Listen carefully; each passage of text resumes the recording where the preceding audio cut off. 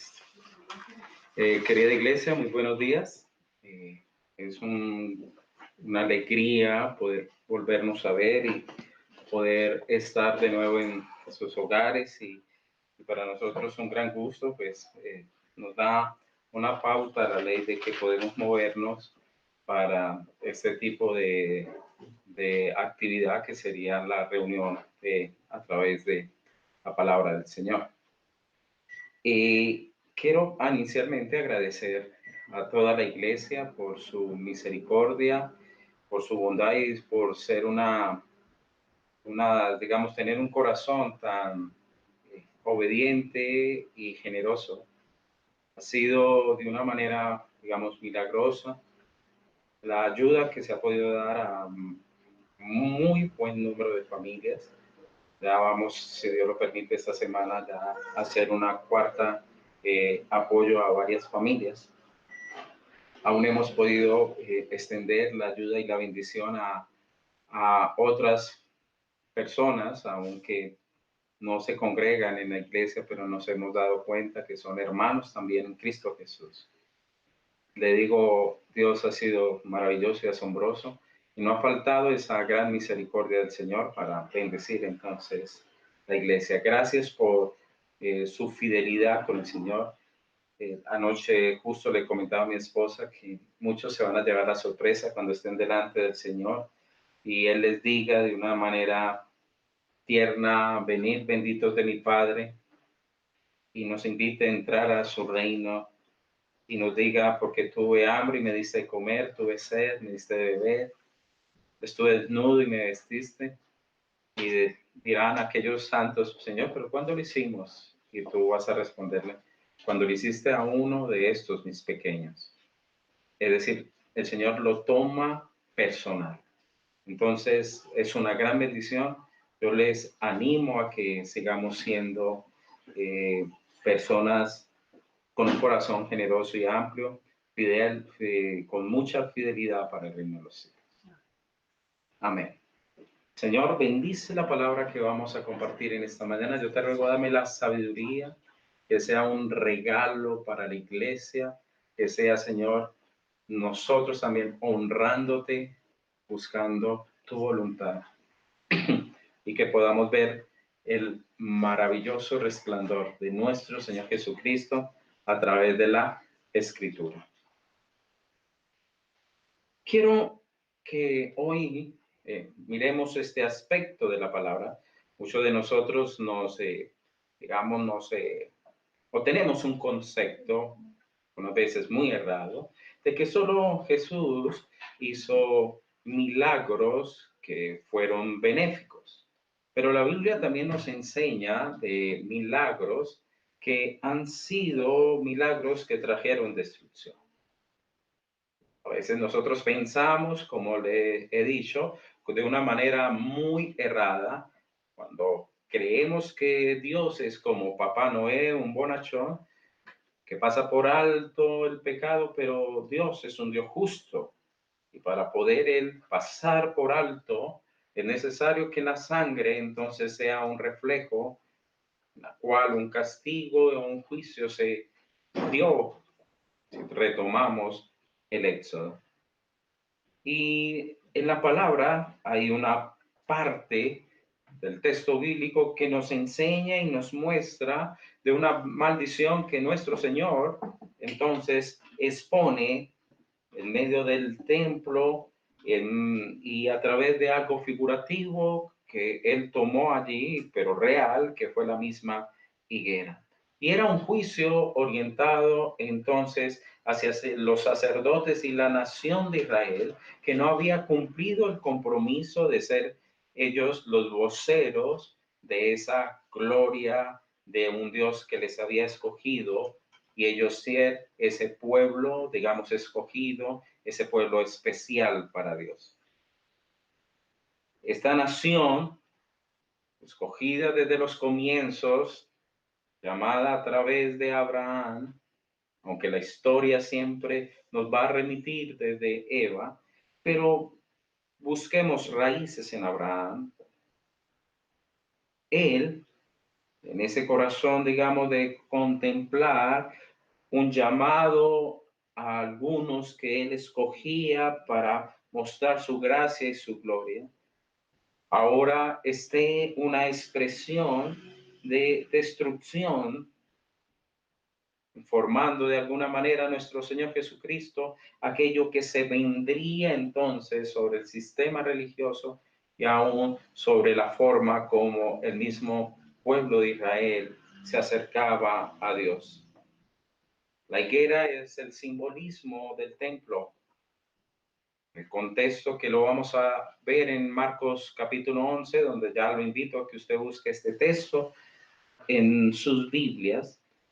Y el hecho mismo de que, por ejemplo, en la actualidad no tengamos nosotros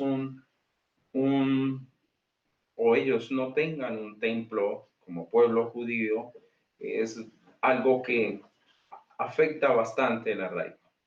Nosotros debemos ser conscientes que el templo para esa nación era algo supremamente importante y llamativo porque era la centralidad, era el foco entonces de la alabanza y el foco entonces de la adoración. Vamos a recordar un poco sobre la historia del templo. El templo surge entonces cuando se culmina ese trayecto de salir de Éxodo y llegar a la tierra prometida. Lo que Dios había entonces entregado a la nación de Israel era un tabernáculo. Ese tabernáculo, una prefigura luego de lo que sería entonces el templo, que ya sería entonces construido con otros elementos, que no podía ser desmontado como lo era entonces el tabernáculo para poder llevar o traer alguna cosa allí. O cuando se movía la nube, ellos pudiesen moverse con el tabernáculo. Es decir, el tabernáculo, en pocas palabras, era un templo móvil. Y ese tabernáculo, entonces, dado a Moisés, donde la gloria del Señor se mostraba, este tabernáculo luego culmina su, digamos, trayecto en el momento que el mismo David anhela en su corazón construir un templo, pero sabemos que fue su hijo Salomón quien lo levanta y fue algo glorioso, algo precioso, algo hermoso para el mismo pueblo de Israel. Y una de las oraciones que nosotros vemos en el mismo libro de Reyes, en, el, en la parte donde ora nuestro, digamos, referente que era Salomón, y el mismo Salomón solicitaba a Dios que el templo fuera un lugar donde la gente pudiese venir y orar. Voy a leer una porción de Primera de Reyes, capítulo 8, versículo 29, y él le rogaba a Dios que estén tus ojos abiertos de noche y de día sobre esta casa, sobre este lugar del cual nos ha dicho mi nombre estará allí, y que oigas la oración que tu siervo haga en este lugar. También él exponía en su petición a Dios lo mismo. Asimismo, si el extranjero que no es de tu pueblo Israel viniere de lejanas tierras a causa de tu nombre, pues oirán de tu gran nombre y de tu mano fuerte y de tu brazo extendido, y vinieren a orar en esta casa, tú irás en los cielos, el lugar de tu morada, y harás conforme a todo aquello por el cual el extranjero hubiere clamado a ti, para que todos los pueblos de la tierra conozcan tu nombre y te teman, como tu pueblo Israel, y entiendan que tu nombre es invocado sobre esta casa que yo edifiqué. Es decir, ahí estaba el anhelo que las naciones enteras y el pueblo pudiera acercarse a ellos. El templo entonces era un espacio vital en la vida de esta nación que había sido entonces escogida. Pero ¿qué viene con el tiempo? El pueblo entonces se aparta de Dios, comienza la idolatría. Comienza entonces a meter en su corazón y aún dentro del mismo templo físicamente el paganismo. Por lo cual entonces viene el juicio de Dios y Nabucodonosor se acerca y destruye el templo, es saqueado este templo. Las cosas son llevadas entonces a Babilonia junto con el pueblo mismo. Luego, cuando se cumplen los tiempos, viene Zorobabel y ahí es donde escuchamos de Esdras y luego Nehemías que ayuda a construir entonces los muros. Y se levanta el mismo, digamos, templo, pero ya no era de las mismas características de aquel que había construido Salomón. Por eso muchos de los que alcanzaron a ver ese primer templo lloraron cuando entonces se hizo la edificación y en su momento entonces donde el templo era dedicado. Luego viene otra vez lo mismo. El pueblo vuelve y peca. La nación entonces decae y sucede algo que estaba determinado por el mismo Daniel, en el cual habría una abominación desoladora que se da en el tiempo intertestamentario, perdón. 20 años antes del nacimiento de nuestro Señor Jesucristo, entonces se vuelve a levantar, comienza, digamos, la reconstrucción del templo a través de Herodes el Grande. Y ese templo se edifica más o menos hasta los años 60, 64, después del nacimiento de nuestro Señor Jesucristo. Pero el templo en el año 70 es destruido por los mismos romanos. Entonces, lo que yo quiero es que usted se dé cuenta cómo ha sido entonces esa historia. Hay un tabernáculo, se levanta un templo, peca, se destruye un templo, se vuelve y se reconstruye por ese remanente que Dios ha llamó desde el mismo Babilonia, pero después el pueblo sigue pecando, viene de algo tremendo, horrible, la abominación desoladora que se da por el mismo Antíoco y así sucesivamente se levanta ahorita alguien como Herodes el Grande para construir el templo con el gran objetivo también de allí recaudar los recursos y el dinero. Eso demuestra que a lo largo de la historia ha existido una apostasía con respecto a una vida de adoración y una vida de relación con el Dios de los santos. Y sí, queridos hermanos, todavía quedan dos reconstrucciones del templo. Una reconstrucción que se va a dar en la época de la tribulación, la cual nuestro Señor Jesucristo expresa en Mateo capítulo 24, versículo 15. Dice así: por tanto, cuando veáis en el lugar santo la abominación desoladora de que habló el profeta Daniel, el que lee entienda, entonces los que están en Judea huyan a los montes, y todo eso hace parte de señales de fin. Por lo cual, podemos nosotros observar que se va a hacer un levantamiento otra vez del templo, pero este va a ser un levantamiento no por el mismo, digamos, está dentro del plan de Dios, pero no va a ser por el mismo mano de los hombres de Dios. Porque aún, segunda de Tesalonicenses, capítulo 2, versículo 4, voy a leer una porción del 3, el hijo de perdición. Está hablando aquí entonces de aquel que sería el anticristo, el cual se opone y se levanta contra todo lo que se llama Dios o es objeto de culto, tanto que se sienta en el templo de Dios como Dios, haciéndose pasar por Dios. Y veremos nosotros esa realidad, veremos nosotros esa situación. Pero tendremos un último templo antes de todo el último juicio que Dios hará en su trono blanco. En Apocalipsis 21, 22, la palabra nos enseña lo siguiente: y no vi en ella templo, porque el Dios Todopoderoso es el templo de ella y es el Cordero. Ahora, esto es ya lo último que se parece, perdón, me salté Ezequiel.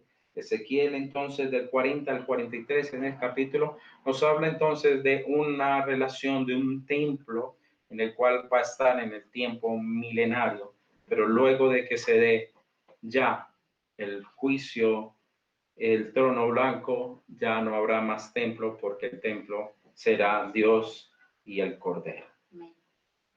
Ante, digamos, todo este panorama, ante toda esta situación, viendo lo que ha transcurrido hasta el tiempo de nuestro Señor Jesucristo, que ya están las manos de Herodes metidas en la construcción del templo, el Señor Jesús, esto ya sería el día martes de la Pascua, Él viene entonces al templo. Recordemos que el Señor ya había tenido una entrada gloriosa a la ciudad de Jerusalén. Versículo 12 del capítulo 11 de Marcos, vamos a ver entonces cómo es ese enfrentamiento allí de nuestro Señor Jesucristo ante la realidad que se estaba viviendo en ese instante. Al día siguiente, cuando salieron de Betania, tuvo hambre de la casa de Lázaro, de Marta, de María. No sabemos el detalle si no desayunó el Señor, pero la palabra dice que tuvo hambre. Y viendo de lejos una higuera que tenía hojas, al menos ya sabemos que habían hojas, fue a ver si tal vez hallaba en ella algo. Pero cuando llegó a ella, nada halló sino hojas, pues no era tiempo de higos. Entonces Jesús dijo a la higuera: nunca jamás coma nadie de tu fruto. Y lo oyeron sus discípulos. Ahora sabemos que el Señor Jesús nada hacía por casualidad. Todo estaba tan perfectamente planeado, milimétricamente ajustado dentro de su plan. Y ese plan de salvación de nuestro Señor entonces estaba allí en el sentido de que iba a entrar al templo, pero Marcos, tanto Mateo pudieron escribir una secuencialidad antes de esta entrada de que él va y busca un fruto en un árbol de higuera. Ahora, nosotros nos preguntaríamos, ¿por qué esto? ¿Por qué tiene metido la Biblia que fue a coger un fruto de un arbolito? Y digamos, la higuera es un simbolismo especial sobre algo que iba a suceder consecuentemente.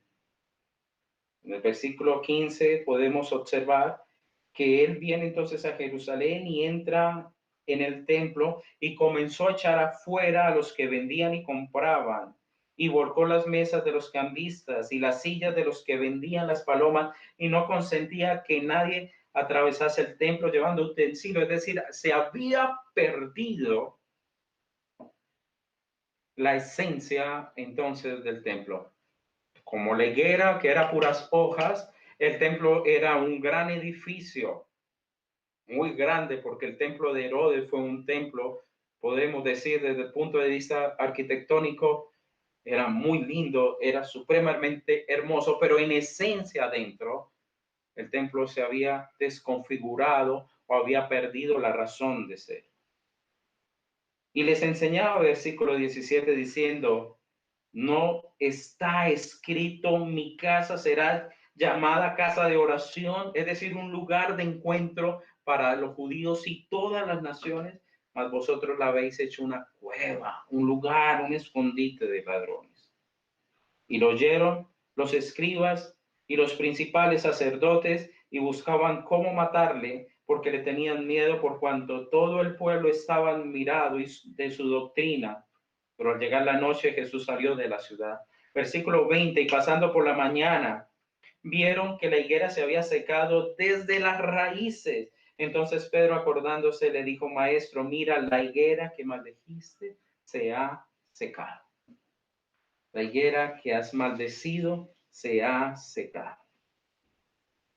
Ahora, como podemos ver, Esto no fue una consecuencia de azar, sino fue un mensaje más profundo que el Señor Jesucristo nos estaba dando allí a los discípulos y a las generaciones que vendríamos detrás de ellos. He aquí, la higuera que maldijiste se ha secado.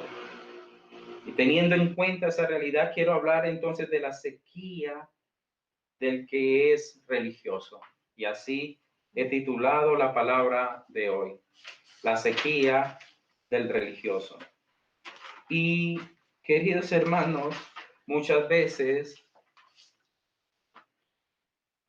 la religiosidad o la religión es un gran cúmulo de buenas hojas que hacen ver algo especial y bello. Pero cuando queremos ver sustancia allí, fruto, no lo hallamos. Hay una porción en la Biblia que habla del anhelo, el deseo del Señor por esos frutos. En Miqueas 7, versículo 1 dice, ay de mí, porque soy como cuando han recogido los frutos del verano, como cuando han rebuscado desde la vendimia y no queda racimo para comer. Mi alma deseó los primeros frutos. Ahora usted y yo entendemos, queridos hermanos, que hay unos primeros frutos que Dios entonces está buscando allí. La Biblia nos habla claramente allí en Marcos que no era tiempo de higos, es decir, que no era el tiempo de la cosecha, pero Jesús se acercó a ver si había fruto allí.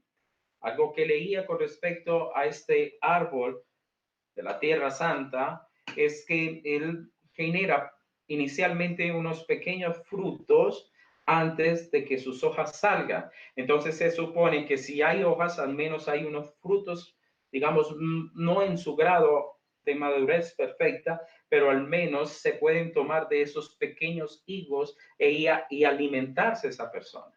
Es decir, serían unos inicios, unos rebrotes de fruto en medio de ese árbol.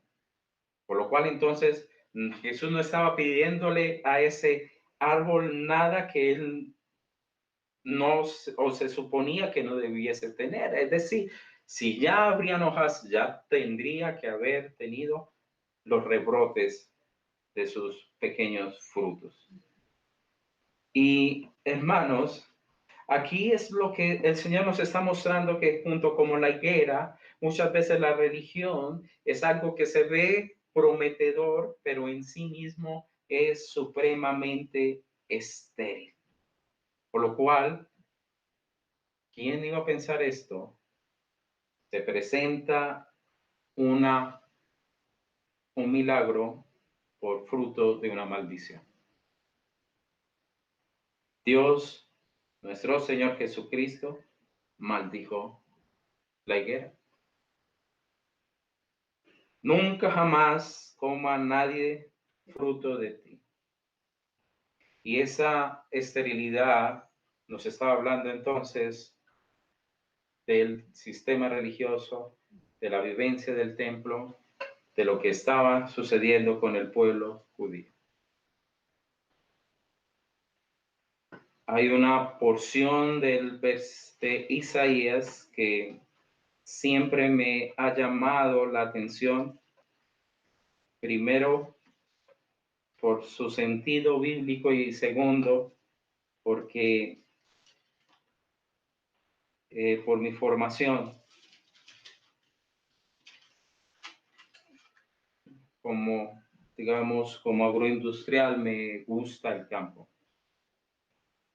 En Isaías capítulo 5, del 1 al 7, la palabra dice lo siguiente: ahora cantaré por mi amado el cantar de mi amado a su viña. Y dice así: tenía mi amado una viña en una ladera fértil. Es decir, la tierra era fértil, bueno. La había cercado y despedregado, es decir, para que no vinieran y la invadieran y no hubiese piedra alguna que entorpeciera entonces el crecer de las plantas. Y plantó vides escogidas, seleccionadas, las mejores.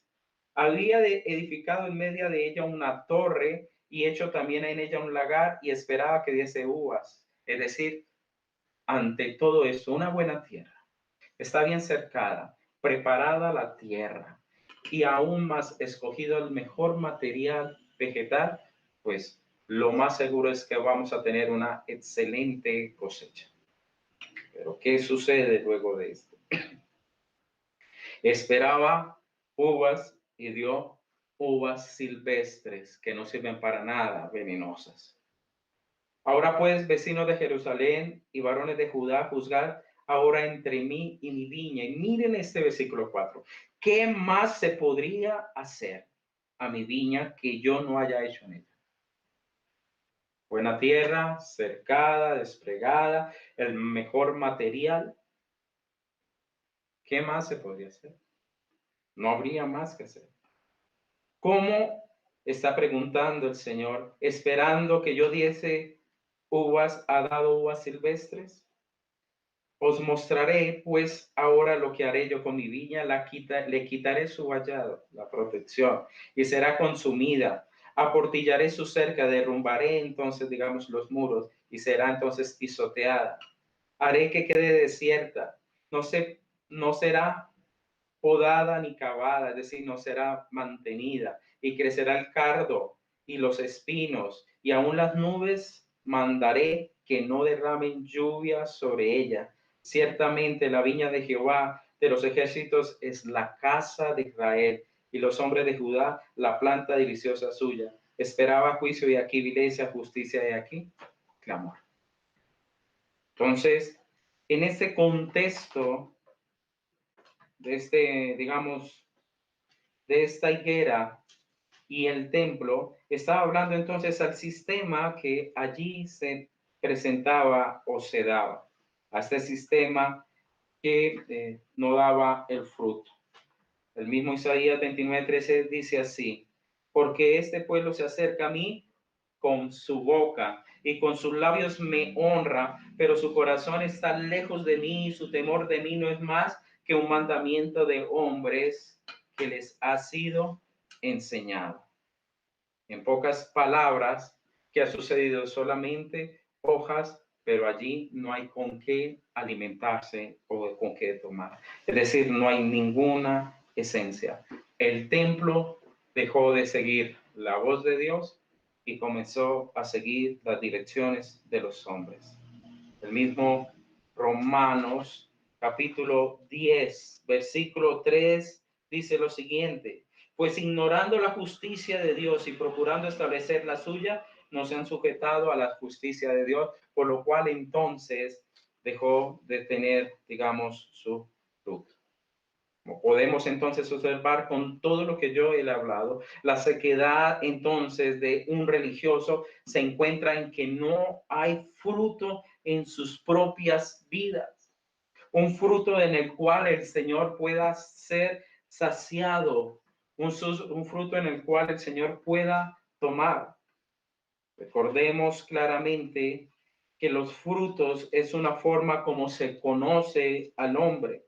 Nuestro Señor Jesucristo dijo claramente lo siguiente, hablando de los falsos profetas: todo buen árbol da buenos frutos, pero el árbol malo da frutos malos. No puede el buen árbol dar malos frutos, ni el árbol malo dar frutos buenos.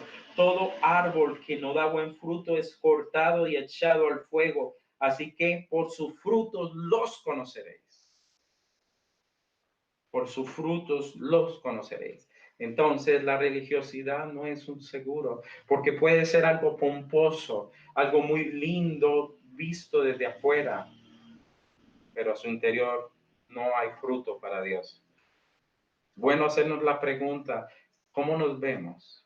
Si hay realmente fruto en nuestra vida que nuestro Señor Jesús pueda tomar, que pueda ser saciada su justicia. Sabemos, hermanos, que nuestra salvación no es por obra, sino es la fe en medio de nosotros. Por ello, un religioso seco nunca va a tener el fruto que sacie a nuestro Señor Jesucristo. En segundo lugar, queridos hermanos, Porque la religiosidad es una sequedad, porque no puede seguir parada bajo el juicio de Dios. Pedro nos habla de que el juicio comienza por la casa. Esa es una realidad. El juicio comienza por casa. Primera de Pedro 4:17.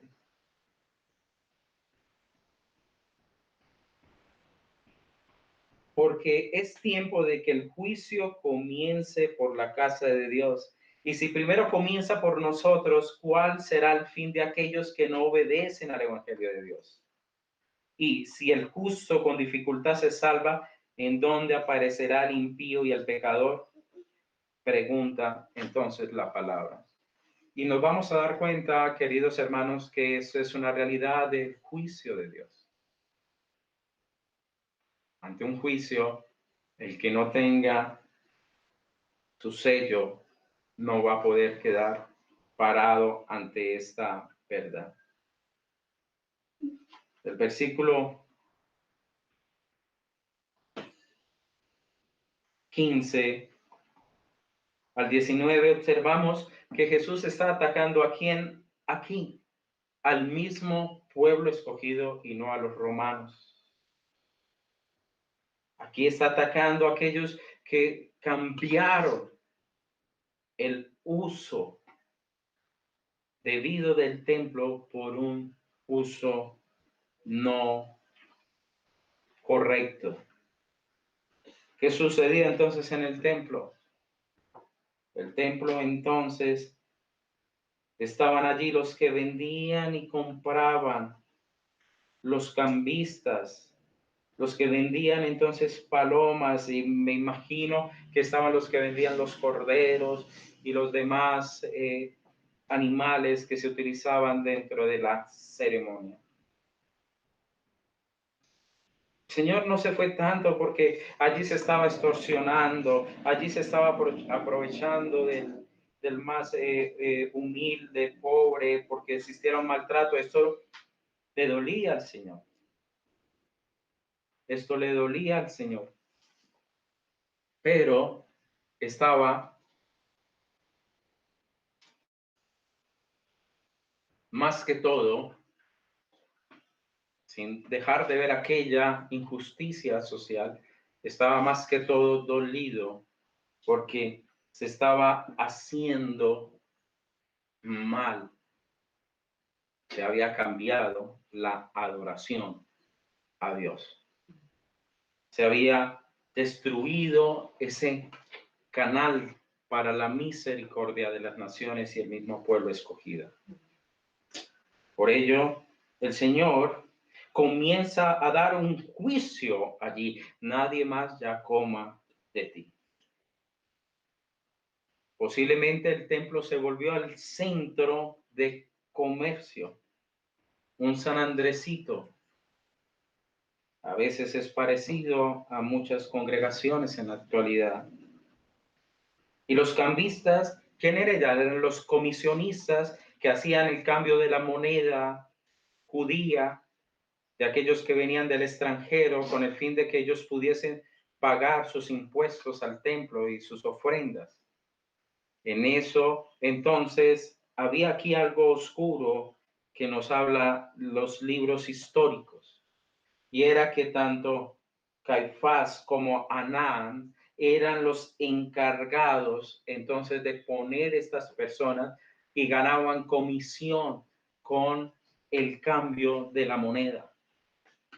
Es decir, ellos eran los dueños de allí. Era tanto la corrupción sobre el templo que el mismo atrio donde se encontraban los gentiles, acuérdense que estaban los gentiles y luego ya podían entrar el pueblo judío, que ese sitio lo llamaban el Bazar de Anás, el cual era sumo sacerdote que fue quitado por los romanos, pero él seguía ejerciendo ese sacerdocio, y luego los romanos colocan a Caifás como sumo sacerdote, pero ahí estaban los dos que tenían entonces todo el privilegio de los negocios de las riquezas y se nutrían entonces del templo. Por lo cual, cuando nuestro Señor Jesucristo llega allí y se dio cuenta de que había un abuso, una extorsión, que se estaba destruyendo aquella manera con que el pueblo podía abrazar la misericordia y acercarse ante el perdón de Dios, Él entonces comienza a echar afuera.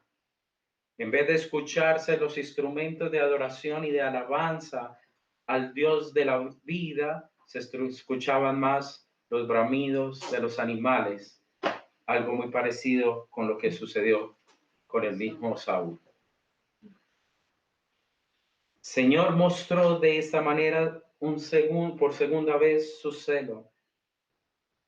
En Juan capítulo 2, versículo 17, Él estuvo antes en el templo y también Él echó afuera y destruía lo que había sucedido allí. Estamos en el comienzo del ministerio de nuestro Señor Jesucristo, luego de que hubiese pasado las bodas de Caná. Versículo 17 dice: el celo de tu casa me consume. Y ahí en el 17, en el 19, el Señor vuelve y le dice a sus discípulos: destruí este templo y en 3 días lo levantaré. Él ya estaba hablando de la necesidad entonces de traer un nuevo orden. Vean, era tan descarada la forma como se utilizó el templo, que la misma palabra nos dice que el Señor no permitía que llevaran ningún utensilio en medio de él. Y me llamaba la atención qué significaba esto. Mirando entonces de qué significa la razón de ser, estudiando otros comentaristas, eso está en el 11:16. Era que la gente, para evitar tener que dar una vuelta larga para llevar sus mercancías, se atravesaban por los atrios del templo para llegar al otro lado de un mercado posiblemente. Hasta eso se volvió el templo. Y es verdad, en la realidad, para muchos simplemente es poderlo atravesar para poder alcanzar sus objetivos, pero no para quedarse en adoración delante de Dios. El Señor entonces, querido hermano, su corazón se consume de un celo santo porque Él está detestando la forma como han pervertido la adoración en el templo. Mi casa, casa de oración, casa de encuentro, casa de súplica, casa donde pueda venir cualquier hombre de cualquier nación y aquí pueda, en el nombre del Dios vivo, encontrar misericordia y benevolencia. Pero eso se había perdido. Por lo cual se está acercando el momento de que se seque desde la raíz. Esto, queridos hermanos, lo entienden aquellos que adoran acercarse a Dios, aquellos que adoran el templo. Ahora no estoy hablando del templo físico, estoy hablando de una relación profunda, directa con Dios. El mismo David exclamaba en el Salmo 27:4, una cosa he demandado a Jehová, esta buscaré, que esté yo en la casa de Jehová todos los días de mi vida. El que la extraña, la siente. El que no la extraña, le pasa como si nada. También el salmista David dijo lo siguiente: bienaventurado el que tú escogieres y atrajeres a ti para que habite en tus atrios, seremos saciados del bien de tu casa. Hombres que entendieron el privilegio de habitar o tener un lugar de encuentro para con Dios. Pero todo eso se cae porque se volvió una cueva, un escondite, una guarida para los ladrones. Por ello buscaban matar a Jesús, no por el dolor de la desviación del templo, sino lo quisieron matar porque también estaban temerosos por las pérdidas económicas y porque la doctrina que él hablaba era una doctrina totalmente suficiente para llevar al hombre a la luz. El Señor entonces, podríamos decir, maldice ese sistema, maldice esa forma como se maneja la adoración y el buscar a Dios. Lo maldice a un alto nivel, tanto así que cuando vuelven y pasan el versículo 20 por la mañana y Pedro ve la higuera, dice, la higuera que maldijiste se ha secado, desde la misma raíz se ha secado. Mateo también lo expresa claramente, se ha secado. Allí ya no hay nada. Y es lo que sucede. Desde el día martes, el Señor entonces, esa semana antes de su muerte, día viernes, Él ya dio el ultimátum sobre ese sistema de búsqueda ante Él. El templo llegaría entonces a su final, años 70, 40 años después de su muerte, pero ya lo había terminado ahí. Yo me preguntaba, Señor, ¿y por qué no fue de una vez? Porque todavía el pueblo y muchos no habían comprendido el Evangelio y necesitaba hacer esas buenas nuevas maduradas. Pero hasta el día de hoy, que no hay templo desde ese momento.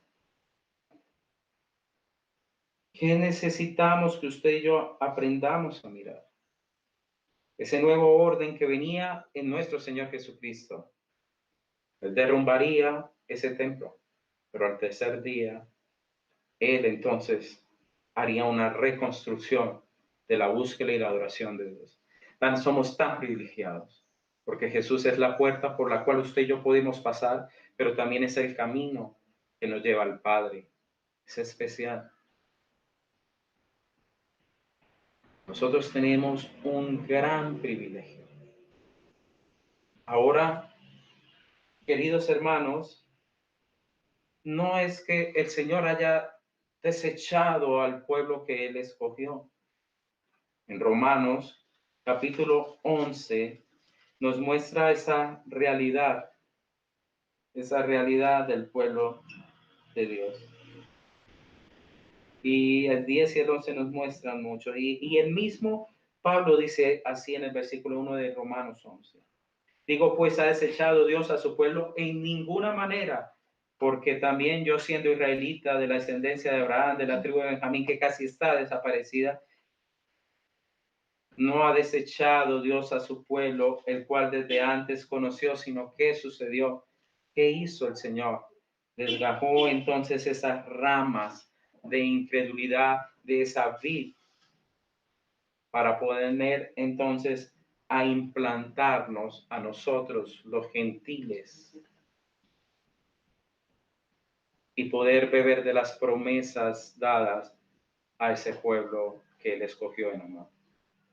Por eso Pablo le dice a los gentiles que ellos no pueden entonces vanagloriarse y sentirse mejor que ellos, sino que fue dentro del plan de Dios para provocar a celos al pueblo de Israel. Pero llegará el momento, queridos hermanos, que si nosotros también somos incrédulos, seremos entonces desgajados, porque no hubo en nosotros el fruto divino de la salvación. Pablo reconoce que su pueblo Israel, aquellos remanentes escogidos que ellos se reservó, si usted lee el capítulo 11 va a leer sobre Elías, que él se reservó, van a ser entonces salvos. Pero era necesario de que esto se diese, que esto se presentase allí, que se secara esa manera de poder entonces acercarnos a Dios. Cuando todo esto se derrumba ese día viernes, en el sacrificio de nuestro Señor Jesucristo, el mismo Marcos en el 15:38 dice, entonces el velo del templo se rasgó en dos, de arriba abajo, y el velo era algo, no una telita, hermano, era algo supremamente grueso. Se necesitaba mucha fuerza para poderlo rasgar, pero era Dios ya diciéndonos, esto ya está desarraigado. Ya lo que separaba lugar santo al lugar santísimo queda quitado. En el lugar santísimo era la presencia más, digamos, más manifiesta, poderosa, significativa dentro del templo, donde estaba el propiciatorio y el cual era cubierto por una velo y solo se podría ver a través de la lámpara que estaba en el lugar santo. Estaba totalmente separado y oscuro para que estuviese allí. Para cualquier sacerdote que no fuera sumo sacerdote que pudiese entrar una vez al año allí. Pero ¿qué sucede de manera esplendorosa? Jesús entonces nos permite ver a Dios a través de él. Un nuevo camino. Ya no queda lo oculto de Dios. Ya usted y yo podemos acercarnos a través de nuestro Señor Jesucristo. Por un camino nuevo, como dice la Biblia, a través de su sangre. Por ello, es necesario que lo que no da fruto se seque. Se tiene que secar. Porque si no se seca, no hay misericordia de Dios. Porque más se vivirían en el engaño. Uno preguntaría, Señor Jesús, ¿tú hacer un milagro destructivo? Sí, por amor y por celo. Por ello, que todo lo que les hablé a ustedes en este último espacio corresponde entonces que una persona religiosa, Dios la seca para dar salvación a otros. Dios seca los cultos que no son. Dios seca la forma como una persona hace una adoración a Dios. Y si no da fruto, ¿qué se puede hacer? Para nada más sirve. Y retomando toda esta serie que hemos trabajado del libro de Marcos, queridos hermanos, nos muestra entonces una realidad y un panorama. Hay celo en nuestro corazón para acercarnos a Jesús. ¿Cómo es mi encuentro con Jesús? ¿Cómo me acerco yo al Dios benevolente? ¿Qué me mueve mi corazón? ¿Los beneficios que pueda extraer del templo? ¿O realmente yo busco un encuentro donde quisiera entregarme totalmente a Él? Yo lo invito a que podamos orar, que podamos pedirle al Señor que nuestros ojos se abran y lo veamos a Él como la centralidad. Él es la entrega perfecta. Él es la ofrenda total. En ese momento ya cesarían los sacrificios. Ya en ese momento el velo se rasgaría.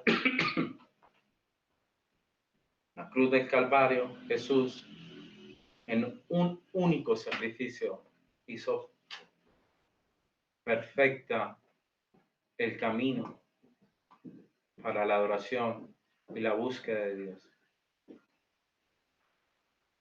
Qué privilegio, porque Él abrió una puerta que nadie puede cerrar. El velo se rasgó.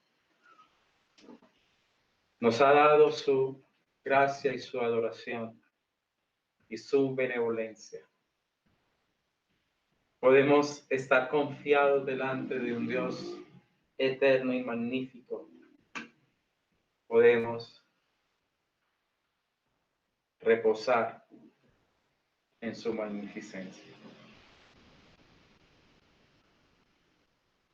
Si usted y yo no miramos a Jesús, tenemos un concepto errado de la búsqueda de Dios.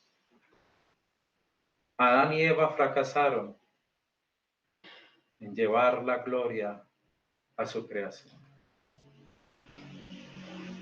Dios llamó a patriarcas, pero ellos no fueron completamente perfectos. Luego Dios llamó a un pueblo para que mostrasen su gloria, pero el pueblo pecó. Ahora Dios ha llamado a una iglesia donde no hay griego ni judío, pero donde el único perfecto, sin pecado, que hizo toda la voluntad de Dios, nos ha mostrado el camino de la adoración. Señor Jesús, gracias. ¿Cómo podemos decirte muchas gracias? Gracias, mi Rey y mi Salvador, porque sé que esta verdad costó tus lágrimas, tu angustia y tu dolor. Costó heridas, costó ser atravesado, pisoteado, traicionado. Toda esa prueba la viviste, pero sin pecado, para darnos salvación. Tú eres el Cordero de Dios. Gracias porque en nuestras casas podemos disponer nuestro corazón y acercarnos delante del trono. Porque nos has hecho templo a través de piedras vivas que clamamos y nos une tu Santo Espíritu. Gracias porque abriste esa puerta que nadie va a cerrar, el velo se rasgó y tenemos una entrada al lugar santísimo por ti. Señor Jesús, ¿cómo agradecerte eso? De que somos entonces un pueblo privilegiado, un pueblo bendecido por la causa de tu preciosa sangre sobre nosotros. No nos permita ser errados, Señor. No nos permita desviarnos, sino que caminemos en la adoración a un Dios eterno.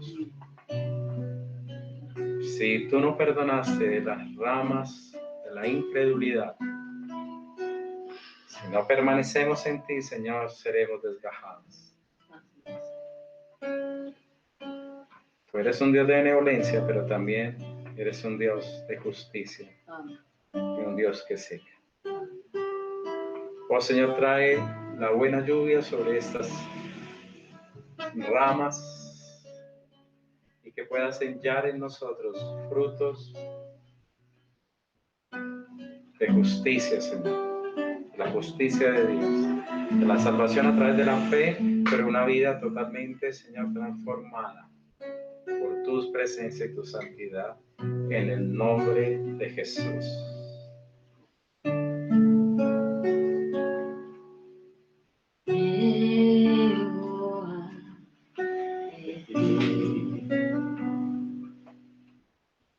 Haz tu obra en mí, órame, Señor, lléname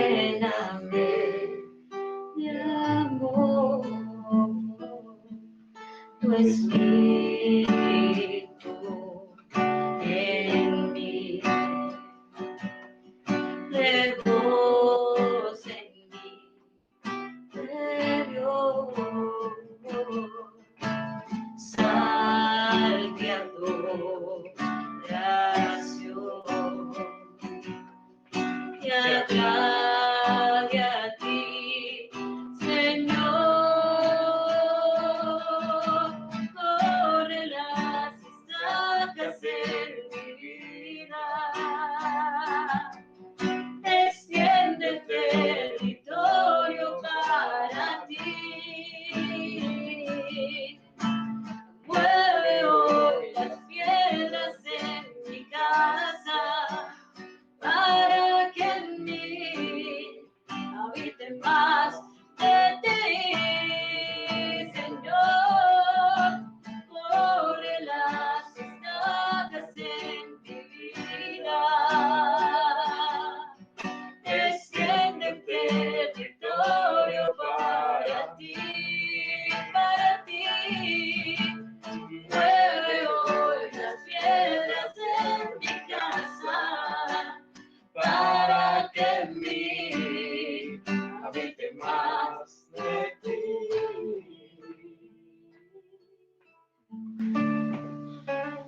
Y te agradecemos, Padre, una vez más por la obra que estás hablando a la iglesia. Gracias porque desde el viernes vienes hablándonos, Señor, que estás haciendo una poda, estás podando los pámpanos que tú estás esperando que fructifiquen, Señor. Aún un año más. Estás cavando, estás abonando, nos estás preparando como iglesia, Señor. Definitivamente es eso. Seamos necios. Sí, Señor. Sigue podando toda religiosidad, quebrando en la iglesia, Señor, sobre nuestras vidas. Todo ritual, Señor, toda vida pasada, todo aquello que sigue siendo de nuestro antiguo adoración o búsqueda tuya. Y llévanos, Señor, a ese vino nuevo que ya fue derramado, Señor, en la sangre del Cordero como un nuevo pacto, para que pudiéramos tener libre entrada delante del Padre, para que pudiéramos llegar a la verdadera adoración. Porque el Padre anda buscando esos adoradores que le adoren en espíritu y en verdad. Y esto es nuestra propia vida, nuestras mentes que deben ser, Señor, un cuerpo que sea culto, racional y agradable y santo delante de ti. Señor, llévanos a examinarnos todavía más como iglesia. Llévanos a mirar realmente si hemos dado verdadera adoración a ti. Perdona la religiosidad con la cual muchos de nuestros hermanos aún, Señor, hablan, se comportan, viven, Señor, y no dejan verdaderamente que Cristo sea visto en sus corazones. No más rituales, Señor. Amén. Sino vida de Cristo. Amén. Que se manifiesta a través de nuestros cuerpos, aún mortales, claro que sí, pero que la vida de Cristo, que es la que trasciende, permanezca en medio, Señor, de todos nosotros. Amén. Corre las estacas, Señor, remueve en nosotros todo aquello que es añejo y llevamos a vivir a Cristo. Gracias, Señor, porque has estado hablando y por cuanto has hablado es misericordia para tu iglesia, Señor. Corre las estacas de mi vida, extiende el territorio para ti. Mueve hoy las piedras en mi casa, para que en mí habite más de ti, Jesús.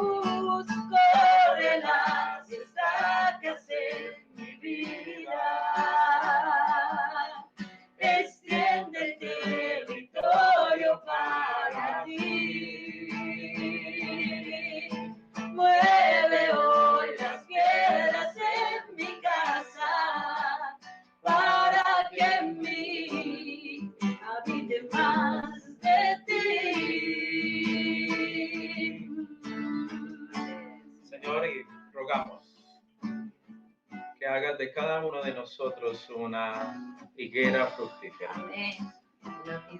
Que mi casa, Señor, sea fructífera. Así sea, Señor. Frutos de justicia para ti. Que tú te agrades cuando venga y puedas hallar, Señor, esos frutos primeros que anhela, Señor, tu alma. Amén.